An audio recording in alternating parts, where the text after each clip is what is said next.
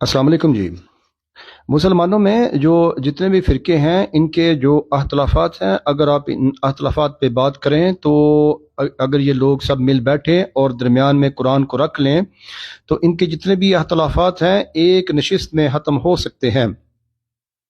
जैसे अक्सरियत ये कहती है कि कब्र में जब आप किसी मोतबर हस्ती को उतारते हैं तो वो आपकी दुआएं सुनता है, बातें सुनता है। अल्लाह ताला के आगे वो हस्ती जो है वो आपकी शिफात करती है, सिफारिश करती है, आपकी बिगड़ियां बना देती है। मुझे इससे कोई सरोकार नहीं, कोई कब्रों में जाके सजदा करे, कोई मज़ारात पर जाए, कोई ना जाए, कोई सजदा ना करे, मुझे इससे कोई सरोकार नहीं, ना मेरा इससे कोई लेना देना है। मैं कुरान का स्टूडेंट हूँ और मैंने कुरान में इस बाबत जब पढ़ा तो मुझे सूरा अन-नहल की आयत नंबर 21 मिली। उसमें अल्लाह ताला फरमाते हैं, और ये तर्जमा इमाम अहमद रज़ा खां बरेलवी का है, मुर्दे हैं जिंदा नहीं, इन्हें खबर नहीं कब उठाए जाएंगे। सूरा नहल आयत नंबर 21। फिर जनाब अहमद रज़ा खां बरेलवी अपनी कुरान के तर्जमे में फरमाते हैं, वो मकबूल बंदे जिन्हें ये काफिर पूजते हैं वो आप ही अपने रब की तरफ वसीला ढूंढते हैं कि इनमें कौन ज्यादा मुकर्रब है, उसकी रहमत की उम्मीद रखते हैं, उसके अजाब से डरते हैं। सूरा अल इसरा आयत नंबर 57। जिंदा और मुर्दे बराबर नहीं हो सकते, बेशक अल्लाह सुनाता है जिसे चाहता है। तुम नहीं सुनाने वाले उनको जो कब्रों में पड़े हैं। ये अहमद रज़ा खां बरेलवी रहमतुल्लाह अलैह का तर्जुमा है। मेरे लिए तमाम उलमा काबिल एहतराम हैं, तमाम औलिया काबिल एहतराम हैं, तमाम ताबईन काबिल एहतराम हैं। मैं कुरान का एक स्टूडेंट हूँ। मैंने कुरान के तर्जुमे को पढ़ना है और फिर उसको मनो अन मानना है। अगर किसी का तर्जुमे पे अतलाफ है तो सवाल यह है कि कुरान का गलत तर्जुमा भी आप जानते हैं कि ताज़रात पाकिस्तान की जो दफात हैं उनके तहत उनका कुरान का गलत तर्जुमा छापना भी गुनाह है और उसकी प्रोपोगेशन करना भी गुनाह है। अगर ये तर्जुमे किसी ने माज़अल्लाह गलत छाप दिए हैं तो मुझ समेत बाकी जितने भी कानून के तालिब इल्म हैं या आम फहम लोग हैं उन सबको इनके ऊपर पर्चे दर्ज करवाने चाहिए। वो इसलिए कि इन्होंने कुरान का तर्जुमा ठीक नहीं किया। और अगर कुरान का तर्जुमा ये ठीक है तो फिर इसको किस चीज ने रोका है कि जब अल्लाह ताला सूरा फतर में फरमाता है कि आप कब्रों में पड़ों को नहीं सुना सकते। अल्लाह सूरा अन-नहल में आयत नंबर 21 में फरमाता है जिंदा और मुर्दे बराबर नहीं। अल्लाह ताला सूरा अल इसरा आयत नंबर 57 में फरमाता है वो मकबूल बंदे। और याद रखें मैंने 16 तर्जमे पढ़े, ये सूरा अल इसरा आयत नंबर 57, इसमें वो मकबूल बंदे जिन्हें ये काफिर पूजते हैं, ये वर्ड इमाम अहमद रज़ा खां बरेलवी ने ही यूज किया है। इनके अलावा किसी ने यह वर्ड यूज नहीं किया। वो मकबूल बंदे किसी ने वर्ड यूज नहीं किया।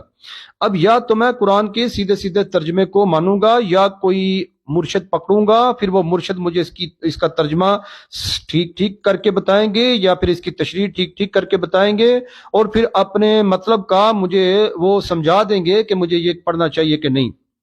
अगर मैं किसी अहले हदीस वहाबी के पास जाता हूं तो वो मुझे कहेगा ये तर्जमा ठीक है। अगर मैं किसी अहले सुन्नत के पास जाता हूं तो मुझे कहेगा तर्जमा ठीक नहीं। अगर ये तर्जमा ठीक नहीं तो इमाम अहमद रज़ा खां बरेलवी रहमतुल्लाह अलैह ने के नाम से इस तर्जमे को किसने छापा और क्यों छापा। और अगर कहेंगे ये ठीक छापा है तो फिर मेरा आगे क्वेश्चन ये है, फिर ये बहस खत्म हो जानी चाहिए। जो कब्रों में पड़े हैं वो आपकी बात नहीं सुन सकते। अब ये मुझे रिस्पॉन्ड करेंगे और ये कहेंगे कि अल्लाह ताला कुरान में कहता है कि अल्लाह शहीदों को खाना देता है। अल्लाह ताला ने कहा है वो जिंदा है, तुम्हें शौर नहीं, वो अपना रिज्क पाते हैं। अल्लाह ने शहीदों के बारे में ये नहीं कहा कि वो अपने कब्रों में जिंदा है। अल्लाह ताला ने फरमाया है वो मुर्दे नहीं, उन्हें मुर्दा मत कहो, वो जिंदा हैं लेकिन वो अपने मुकद्दर का रिज्क भी खाते हैं या हमसे अपना रिज्क खाते हैं, लेकिन तुम्हें इसका शौर नहीं।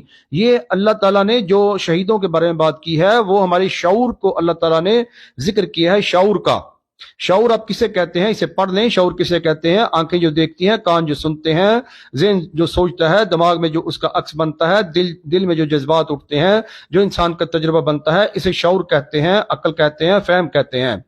लेकिन इन 3 आयात में अल्लाह ताला ने इंसान के शऊर की बात नहीं की।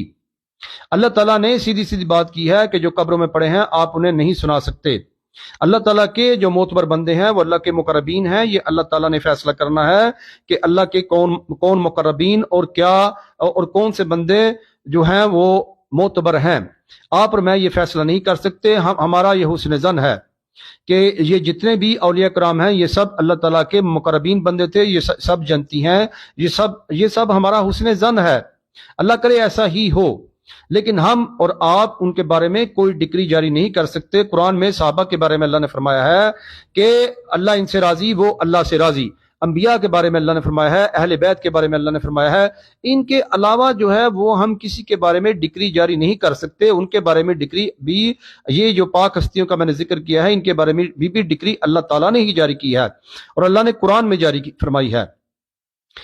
تو لہذا اگر مسلمان اکٹھے مل بیٹھیں، تمام فرقے اکٹھے مل بیٹھیں اور اپنے تراجم جو انہوں نے کر رکھے ہیں قرآن کے وہ سامنے رکھیں، تو ان کے اختلافات دور ہو سکتے ہیں تاکہ عام آدمی تک ایک اچھا پیغام پہنچے.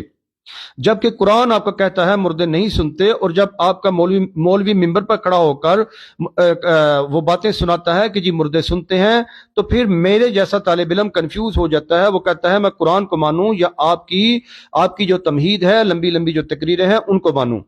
اگر میں آپ کی تقریروں پر ایمان لے آؤں تو پھر میں قرآن کی ان آیات پہ کس طرح ایمان لاؤں؟ پھر یہ قرآن کس لیے ہے؟ اور اگر آپ یہ کہتے ہیں جی قرآن بھی سچ کہتا ہے، ہم بھی سچ کہتے ہیں، تو پھر اگر آپ بھی سچ کہتے ہیں، قرآن بھی سچ کہتا ہے، تو مجھے حکم قرآن کے سچ کو ماننے کا ہے. آپ کے والے سچ کو ماننے کا مجھے حکم نہیں ہے، کیونکہ آپ کی بات جو ہے آپ کے اپنا قول ہے. لیکن قرآن اللہ کا کلام ہے، وہ اللہ کے اقوال ہیں. وہ مجھ پر ماننا، ان پر ایمان لانا میرے اوپر فرض ہے. اب یہ میں فیصلہ آپ پر چھوڑتا ہوں. آپ سورہ النحل آیت نمبر 21 پڑھیں، آپ سورہ الاسراء آیت نمبر 57 پڑھیں، آپ سورہ فاطر آیت نمبر 22 پڑھیں. آپ مجھ سے زیادہ بہتر پڑھ سکتے ہیں، مجھ سے زیادہ اس کی تشریح کر سکتے ہیں. اس کو انگلش میں کر کے پڑھیں، اس کو اردو میں کر کے پڑھیں، اس کو فرینچ میں کر کے پڑھیں، اس کو چائنیز میں کر کے پڑھیں. میں نے سب میں اس کو کر کے پڑھا، اس کا ایک ہی ترجمہ آیا. السلام علیکم.